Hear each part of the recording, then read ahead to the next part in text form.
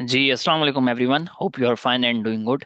तो जी आज रिसेंटली हमने क्या नाम एक सीरीज स्टार्ट की है, केस स्टडीज सीरीज, जिसके अंदर हम आप लोगों के साथ शेयर करेंगे कि जो जो ट्रेड्स मैंने क्लाइंट्स के लिए लिए हैं, उनके पोर्टफोलियोज बिल्ड करिए करे हैं, तो वो किस बेसिस पे ट्रेड ली गई है, क्या क्या उनमें क्या रीजंस से फंडामेंटली टेक्निकली, और किस तरीके से रिसर्च की जाती है एक पूरा पोर्टफोलियो डिजाइन करने के लिए या क्लाइंट्स की ट्रेड लेने के लिए। तो आज से वो सीरीज का फर्स्ट वीडियो है जिसके अंदर हम शेयर करते हैं आपके साथ रिसेंटली एक ट्रेड ली गई पीपीएल की। सी अगर इसे देखा जाए तो मल्टीपल क्लाइंट्स के ऊपर ये ट्रेड ली गई, जिसके अंदर पीपीएल अप्रोक्स 183.4 के ऊपर ली गई। एक क्लाइंट का जो अकाउंट है वो मुनीर खनानी के अंदर है, बीएमए के अंदर दूसरे क्लाइंट्स के अकाउंट है। तो ये तो वो भी सेम लेवल्स के ऊपर एंट्री की गई। इसी तरीके से जेएस ग्लोबल के अंदर भी अकाउंट्स है, तो मल्टीपल क्लाइंट्स की एंट्रीज की गई 183 180 जोन के अंदर। तो ये आपके पास स्क्रीनशॉट्स है, सही है, और ये इक्विटी सेटलमेंट के स्क्रीनशॉट्स हैं क्लाइंट्स के। तो अब ये इसको अंडरस्टैंड करने की थोड़ा कोशिश करते हैं कि क्या रीज़न था जिसकी बेसिस के ऊपर पीपीएल के अंदर एंट्री ली गई। तो सबसे पहले जो उसकी यानी कि स्टार्ट करते हैं कि इस स्टडी से समझते हैं कि पीपीएल के अंदर क्या ऐसे फंडामेंटल टेक्निकल चीज़ें थी जिन जिन चीज़ों को देखकर एंट्री उसके अंदर ली गई है। तो सबसे पहले पीपीएल का यानी कि आप लोगों को पता होगा कि पीपीएल जो है उसका जो मेन बिजनेस है सही है, वो कंडक्ट करती है एक्सप्लोरेशन के अंदर और development and production of oil and natural gas. यानी कि इसका जो मेन फोकस्ड जो बिजनेस का है वो अगर देखा जाए फोकस एरिया के अंदर, तो एक तो इसका प्रोड्यूसिंग जो फील्ड्स हैं उनमें से ऑयल एंड गैस निकालना है, और साथ में कुछ न्यू जो क्या नाम आपके ऑयल एंड गैस फील्ड्स हैं उन्हें एक्सप्लोर करना है। तो अगर देखा जाए तो जो ये दो तरीके से पीपीएल ऑपरेट कर रही होती है, सही है, सिग्निफिकेंटली, कि जिसके अंदर पीपीएल 100% ऑनरशिप के साथ ऑपरेट कर रही होती है। तो अगर देखा जाए तो कुछ फील्ड्स ऐसी हैं जिसके अंदर पीपीएल जो 100% ऑपरेट कर रही होती है वो 9 फील्ड ऐसी हैं। और अगर पार्टनर ऑपरेटेड यानी कि जॉइंट वेंचर के थ्रू, ओजीडीसी के थ्रू, मारी के साथ कोलेबोरेशन के साथ, जॉइंट वेंचर के साथ 21 12 ऐसे ऑपरेशन है, ऐसे फील्ड्स हैं जिसके अंदर पार्टनर ऑपरेटेड है यानी कि जॉइंट वेंचर है, जिसके अंदर इनकी जो इक्विटी शेयर होल्डिंग होती है वो 49%, 40%, 20% dependent agreement, depend on joint venture agreement से है। इसी तरीके से कुछ एक्सप्लोरेटरी ब्लॉक्स होते हैं, सी जिसके अंदर एक्सप्लोरेशन का इनका काम होता है, कि जिसके अंदर वो ड्रिलिंग करते हैं, ड्रिलिंग एक्टिविटीज करते हैं। तो उसके अंदर भी सेम ये रेशो है कि पीपीएल की जो क्या नाम यानी कि जो पीपीएल ऑपरेट कर रही होती है वो 25 ऐसे ब्लॉक्स हैं जिसके अंदर पीपीएल की 100% ऑनरशिप है। यानी कि जो भी अगर उसके अंदर एक्सप्लोरेशन होगी तो 100% उसकी जो रॉयल्टी है, 100% जो भी उसमें से ऑयल एंड गैस निकलेगा तो वो पीपीएल की तरफ जाएगा, सही है। और 21% पार्टनर ऑपरेटेड है, यानी कि उन्होंने भी जॉइंट वेंचर्स किए हुए हैं ओजीडीसी के थ्रू, मारी के साथ, सही है, सुई सदर्न, सुई नॉर्थ के साथ, सही है। और इस तरीके से यानी कि जॉइंट वेंचर के थ्रू वो ऑपरेट हो रहा है। तो अगर देखा जाए तो मेन इसकी जो यानी कि सोर्स ऑफ इनकम है, सी है, जो इसकी सेल्स है वो दो हिस्सों में एक तरीके से डिसाइड यानी कि क्या नाम ब्रेक हो गई। एक जो कि क्या नाम सोलली पीपीएल ऑपरेटेड है, और एक आपकी सोलली जो कि क्या नाम जॉइंट वेंचर्स के थ्रू इसकी सेल्स आती है। यानी कि जो भी अगर 100 रुपये उस ब्लॉक से, उस फील्ड से बनाए जाएंगे तो 40% पीपीएल के होंगे, 30% पीपीएल के होंगे, और 60 to 70% दूसरे जॉइंट वेंचर पार्टनर्स के साथ होंगे, सही है। तो फोकस एरिया इनका पीपीएल का ये है, सही है। अच्छा, अगर देखा जाए तो जो पीपीएल की जो शेयर होल्डिंग है, सही है, शेयर होल्डिंग अगर देखा जाए तो पीपीएल के अंदर 67% गवर्नमेंट की होल्डिंग होती है, सही है। गवर्नमेंट ऑफ पाकिस्तान की इसके अंदर शेयर होल्डिंग है, यानी कि एक ये फंडामेंटली अच्छा कंपनी है। गवर्नमेंट यानी कि बैकएंड के ऊपर इसके अंदर इसकी शेयर होल्डिंग गवर्नमेंट के पास है। लेकिन इसका सबसे मेजर अगर जो इशू देखा जाए ना तो गवर्नमेंट के पास है, और वहां पर क्या नाम गवर्नमेंट की पॉलिसीज की वजह से एक सिग्निफिकेंट क्या नाम यानी कि बिजनेस रिस्क इन्वॉल्व है, जिसके अंदर सबसे पहले इसका ट्रेड रिसीवेबल है। Trade receivable in a sense ये है कि अगर देखा जाए तो आपका जो सर्कुलर डेट है, सही है, यानी कि आप यानी कि जो आप जो गैस बनाते हैं, जो ऑयल प्रोड्यूस करते हैं, जब वो आगे किसी को भी आप सप्लाई कर रहे होते हैं, जैसे पीपीएल सुई सदरन को सप्लाई कर रही होती है, तो वहां से आपको क्या नाम पैसे ही नहीं मिलते, तो ये रिकवरी वहां से नहीं होती। तो एक तरीके से डेट ट्रेड रिसीवेबल क्रिएट होता रहता है, जिसे सर्कुलर डेट कहते हैं, और ये सर्कल चलता रहता है, सही है। और अगर देखा जाए तो सबसे जो मेजर रिस्क है ये सर्कुलर डेट का था, सही है, यानी कि ट्रेड रिसीवेबल का, कि पीपीएल के ट्रेड रिसीवेबल्स इंक्रीज हो ही जा रहे थे। और यानी कि वहां से उनके एसेट्स तो हैं लेकिन कैश रिकवरी नहीं आ रही थी। सो सबसे मेजर रिस्क ये था। और अगर देखा जाए तो उसके लिए उन्होंने देखते हैं कि किस तरीके से किन किन चीज़ों से इम्प्रूवमेंट आई, जिसकी बेसिस के ऊपर मैंने ट्रेड कॉल्स भी दी, फंडामेंटली भी, तो वो भी अभी मैं आपके साथ शेयर करता हूँ। तो ट्रेड रिसीवेबल का एक सबसे बड़ा मेजर रिस्क था। और दूसरा इसके अंदर मेजर रिस्क ये था कि इनका जो एक्सप्लोरेशन पोर्टफोलियो था वो बहुत डिक्लाइन हो रहा था। सही, अगर आप ये रिसेंटली देखें तो रिसेंटली इनकी जो एक्सप्लोरेशन ब्लॉक्स अगर देखा जाए तो पीपीएल को 25% है, और पार्टनर ऑपरेटेड जो है वो 21 है। सही है, ये आप ये समझें कि लास्ट क्वार्टर्स के ये फिगर्स हैं। सही है। और दो मेजर बिजनेस रिस्क इसके अंदर इन्वॉल्व थे, एक तो ट्रेड रिसीवेबल्स की पेमेंट नहीं मिल रही थी, और क्या नाम यानी कि दूसरा अगर देखा जाए तो इनका एक्सप्लोरेशन जो पोर्टफोलियो था वो काफी स्लो डाउन हो रहा था, यानी कि डिस्कवरीज वगैरह इस तरीके से नहीं आ रही थी। तो अब ये एक मेजर रिस्क था। सही है, लेकिन अगर देखा जाए तो इनका लास्ट टाइम इन्होंने एक अपनी रिपोर्ट के अंदर भी शेयर किया था, और ये मैंने कुछ रेशियोज भी कैलकुलेट करे हैं जिसकी बेसिस पे मैंने कॉल्स वगैरह भी जनरेट की थी। तो अगर देखा जाए तो जो इनका ट्रेड डेट है, तो ये यानी कि जो इनका अगर कंपैरिजन देखा जाए 2019-20 के अंदर 264 बिलियन रुपीस का आपका क्या नाम यानी कि ट्रेड डेट था। 2020-21 के अंदर वो 282 हुआ। ठीक है, यानी कि डिक्लाइन हुआ। फिर उसके बाद क्या नाम 2021-22 के अंदर 366 आपका हो गया, 30% आपका और इंक्रीज हो गया। ठीक है।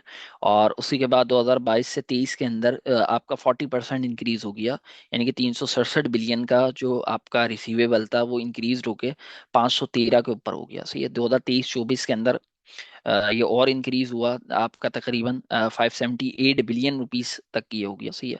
और अगर देखा जाए तो 2024-25 के अंदर ये जो ट्रेड डेट है यानी कि जो बिल्डअप रेट है ये एटलीस्ट कम हो गया है 2% से, यानी कि 2% के ऊपर आप आ गया। अगर देखा जाए तो पहले 7%, 30%, 40%, और उसके बाद 13%, और अभी एक एटलीस्ट 2% के ऊपर हो गया। यानी कि आपकी जो अगर आप 100 रुपए की कोई भी चीज दे रहे हैं, सेल्स कर रहे हैं, तो 98% आपको रिकवरी हो जाती है। सिर्फ और सिर्फ जो बिल्डअप रेट है वो 2% है। इसका मतलब ये है कि आपके जो रिसीवेबल्स हैं वो सिग्निफिकेंटली पे ऑफ हो रहे हैं गवर्नमेंट की तरफ से। सही है, तो एक तो ये एक मेन रीजन था कि इस क्वार्टर के अंदर 2024-25 के अंदर इन्हें जो इनका रिसीवेबल्स है वो कम आ रहा है और बिल्डअप रेट भी रिड्यूस हो रहा है। अच्छा, दूसरी बात ये देखी जाए अगर सेल्स वर्सेस कलेक्शन की। अच्छा, अगर ये देखा जाए तो आपके सामने एक और ग्राफ है कि जिसके अंदर ये देखा जाता है कि 2020-21 के अंदर अगर ये 191 की क्या नाम यानी कि सेल्स कर रहे हैं, तो आप देख रहे हैं 183 163 की ही सिर्फ और सिर्फ सेल्स रिकवरी हो रही है। अच्छा, अगर इसी से ही 2023-24 के अंदर देखा जाए तो 250 बिलियन रुपीस की सेल्स है, लेकिन रिकवरी देखें 153%, यानी कि रिकवरी देखा जाए तो सिग्निफिकेंटली इंक्रीज नहीं हो रही है। लेकिन अगर आप 2024-25 की फिगर्स सिर्फ देखें तो 291 की सेल्स हो रही है 266। अगर इन टर्म्स ऑफ परसेंटेज देखा जाए यानी कि कलेक्शन रेशियो देखा जाए इसका, तो पहले कलेक्शन रेशियो 861% था, 53% था। लास्ट 2023-24 के अंदर ये कलेक्शन रेट इंक्रीज हुआ 81%, लेकिन 2024-25 में ये और सिग्निफिकेंटली इंक्रीज हो गया, यानी कि 91%। यानी कि अगर आप 100 रुपए की सेल्स कर रहे हैं तो जो कलेक्शन है यानी कि जो उसके मद में जो पैसा मिल रहा है आपको, जो कलेक्ट कैश की सूरत में आपको मिल जाता है, वो 91% तक आपको क्या नाम सेल्स आप जो करते हैं वो कलेक्ट हो जाता है। इसका मतलब ये है कि अगर जो पीपीएल है वो 1 बिलियन की क्या नाम सेल्स कर रही है, तो 91% वो कैश कन्वर्टेड है। सही है, यानी कि कैश के अंदर वो सेल्स रिकॉर्ड हो जाती है, कैश के अंदर आपको पैसे मिल जाते हैं, उसका रिसीवेबल क्रिएट नहीं हो रहा है। पॉइंट समझ रहे हैं आप मेरा?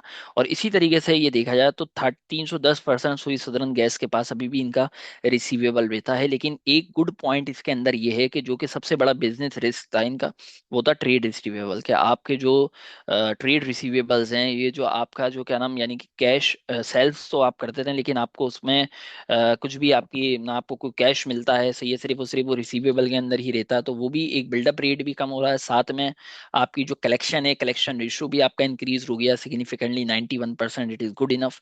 अच्छा, दूसरा बिजनेस रिस्क अगर देखा जाए तो दूसरा बिजनेस रिस्क जैसे मैंने एक्सप्लेन किया कि यानी कि जो आपका एक्सप्लोरेशन जो पोर्टफोलियो है वो काफी स्लो डाउन हो रहा है। ठीक है, लार्ज डिस्कवरीज आपकी नहीं हो रही।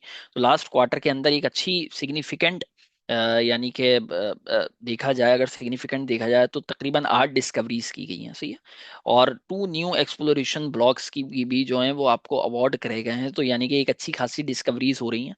तो यानी कि लास्ट क्वार्टर से देखा जाए तो काफी कहीं पर भी 2023-24, 2024-25 के स्टार्ट के अंदर भी काफी लेस क्या नाम आपकी क्या नाम यानी कि डिस्कवरीज थी और ये इश्यूज थे जिसकी वजह से जो प्राइस है वो काफी स्ट्रगल कर रही थी। एक तो दो पॉइंट्स ये थे कि ये इस क्वार्टर के अंदर पॉजिटिव चीजें थी, सही है। और अगर देखा जाए तो मैंने जो बाय कॉल दी थी वो बाय कॉल मैंने तकरीबन आपको 13 अक्टूबर 14 अक्टूबर की डेट्स के ऊपर यानी कि मैंने अपने क्लाइंट्स को रिकमेंड किया कि यहाँ पे बाय करना चाहिए। और जो मैंने आपको स्क्रीनशॉट्स, अच्छा उस टाइम पे अगर देखा जाए तो मोर और लेस आपकी 16% इस टाइम के ऊपर प्राइस आपकी डिस्काउंटेड लेवल्स के ऊपर थी।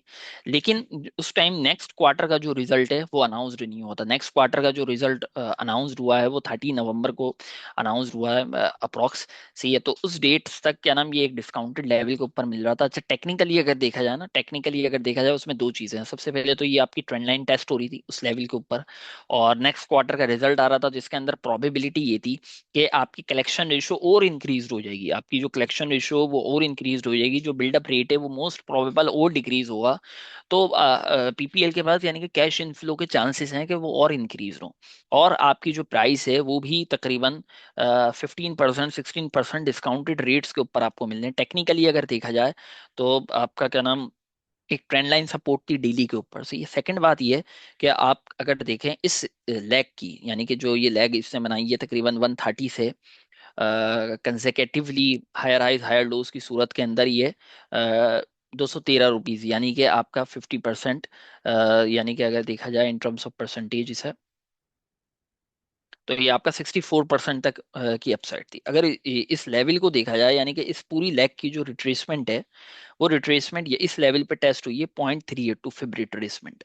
तो ये एक ये मेजर क्या नाम यानी कि एक अच्छी रिट्रेसमेंट है इस लेवल के ऊपर। मोस्ट प्रोबेबल जो स्टॉक्स होते हैं वो बाउंस बैक कर जाते हैं। तो एक तो ये सिग्निफिकेंट पॉइंट था कि ये पूरी रैली का 0.382 फिब के ऊपर था। तो ये भी एक अच्छा पॉइंट है कि जिसके ऊपर आप बाय ऑन डिप स्टांस रख सकते हैं, सही है। और उसके बाद अगर देखा जाए तो यहाँ पर एक और वीकली चार्ट्स के ऊपर अगर देखा जाए तो वीकली चार्ट्स के ऊपर ये स्ट्रक्चर बन रहा था, तो ये इन डेट्स के ऊपर आपका क्या नाम इन डेट्स के ऊपर कि वीकली चार्ट्स के ऊपर एबीसीडी का पैटर्न अभी बन रहा है, सही है। यानी कि लेकिन उस टाइम के ऊपर 13 अक्टूबर 14 अक्टूबर को अगर देखा जाए तो चांसेस यही थे कि ये ब्रेकआउट दे दे नेक्स्ट क्वार्टर की बेसिस के ऊपर, क्योंकि जैसे मैंने आपको बताया कि ये जो बिल्डअप रेट्स हैं ये कम हो रहे हैं, सेल्स वर्सेस कलेक्शन काफी हद तक कम हो रही है, सही है। और वीकली चार्ट्स के ऊपर जो मेजर आपका जो पैटर्न बना हुआ है वो एबीसीडी का बना हुआ है, जिसके जो अल्टीमेट टारगेट्स आते हैं वो 254 आते हैं। अगर ये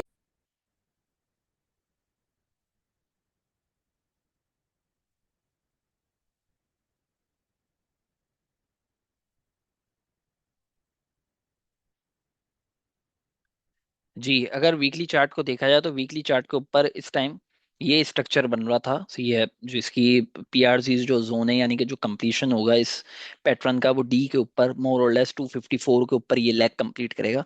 तो अल्टीमेट टारगेट 254 का है, सही है। और अभी करंट पोजीशंस के लिहाज से देखा जाए तो 17% आपकी जो पोजीशंस हैं, सही है, वो प्रॉफिट के अंदर है।